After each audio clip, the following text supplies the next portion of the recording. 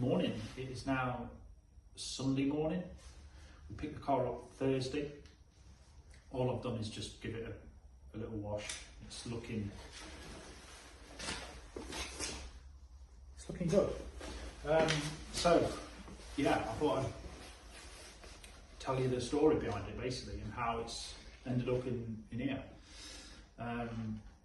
Right, for those of you who don't know, I'm a drummer. That's why I'm sat on the drum stool. And back in, I'm also freezing, back in 2007, 2006, 2007, I was in a band with some local guys in the Newark, just outside of Newark, in Boulderton. One of the, the Boldo Soldiers, or shout out the Boldo Soldiers. And I was in a band with some guys from Newark, and they had a friend who was a Knots lad called Dean. And I sort of knew Dean like through the other guys, and we ended up Dean ended up playing guitar in our band, and we became really good mates. We used to go over to Knots for the day, or he'd come over to ours. This is before I got married and before we had kids or anything. And we got invited to his mum and dad's for a house party. His mum and dad weren't there. They were in Australia, I think. And there was probably 12, 14 people there. There was a barbecue, drinks and whatever, food. And the drinks were in the garage at his mum and dad's house. And people, just help yourself to a drink, whatever. So I walked into the garage and saw this. And I went back in, I was like, Dean, whose is the s2000? Is that your dad's s2000? He's like, yeah, he bought it like as he retired. He just treated himself to this. Brand new. As you do. And I was only early 20s, I was probably 22, 23. And give him the classic man boy line of, well, if he ever sells it, I want to buy it. I probably had about £12.50 to my name. But he never forgot that how much I love the car, and I was talking about it to him all the time, like, mate, if your dad ever sells that car, I'd love it. I remember the mileage, we looked at the mileage, it was like 7,000 miles, immaculate.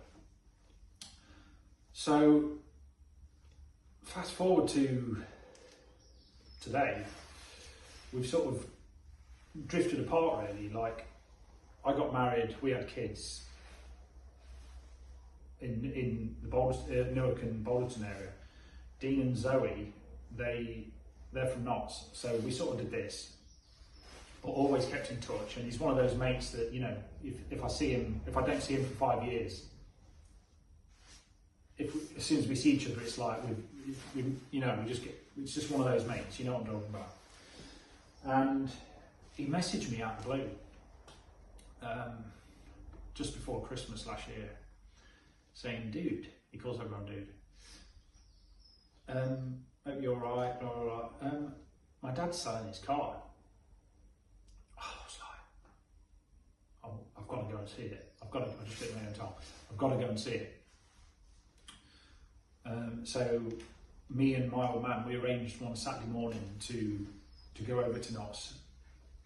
I went to Dean's mum and dad's, and they are the nicest people you'll ever wish to meet. Like, I haven't seen them for years. We pulled up this like kettle on, toasted tea cake, s2000. It sounds like my perfect Saturday morning, to be fair. So we got there, and I'd never driven an s2000. This is the crazy thing. It had always been a dream car of mine, just because they've just got loads of character. They're a cool car. They're not a fast car. They're a cool car. And I've never driven one. And I'm 6 foot. And if you're 6 foot and big, don't buy an s2000 because they are small. They're very cramped. So the first time I drove it, I wouldn't say I was disappointed, I was just amazed how small it was. The Del Sol is small, but there's quite a bit of room in a Del Sol. This is small, it's cramped.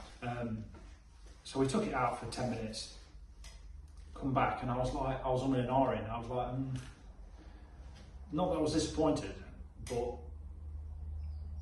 I was like, do I do it? Do I let it, or do I let someone just, I think if I hadn't have got it, I think it would have gone to like an investor. Someone would have just bought it and wrapped it up in cotton ball. To be fair, that's what I'm going to do. But they would have just, it's probably go to a collector and they would have just bought it, banged it in their garage and carried on collecting other cars and just hoped that one day this is going to, the prices are going up, but in this condition, this spec, it's only going one way. It's got to go one way, and that's all. It's an investment car. So yeah, we saw it that first day, test drove it, and then Christmas came and Robin, the guy whose car it was, they went to Australia for like 3 or 4 months to see their daughter.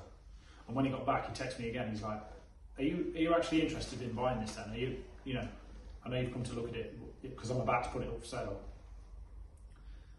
And I just had to do it. I just had to do it. Look at it. We went over again, drove it again, and it felt, I think it's because I knew what to expect, it felt better the second time. I knew it was going to be cramped. It's a 2-seater sports car. It's not going to be, if you want a big, comfy car, don't buy this. Don't buy an s2000. So yeah, I went over to him and we sorted out a bit of a deal. And here it is in my garage, and that's where it's staying. That's where it's staying for good. My lads will get the benefit of this. If I invest in this now, my lads, this is only going one way. The Scooby and the s2000 are only going one way. So if I can, in, I don't know, 30, 40 years time, if I can give them both 2 Japanese icons that are absolutely, I keep saying absolutely mint. They're not absolutely mint, they are, well, they'll be collectors. You don't see cars like this now. So in 30, 40 years time, what's going to be the normal car? Not this. So hopefully they'll be going up in value. There'll be a nice little something to leave them. So yeah, that's why I've done it.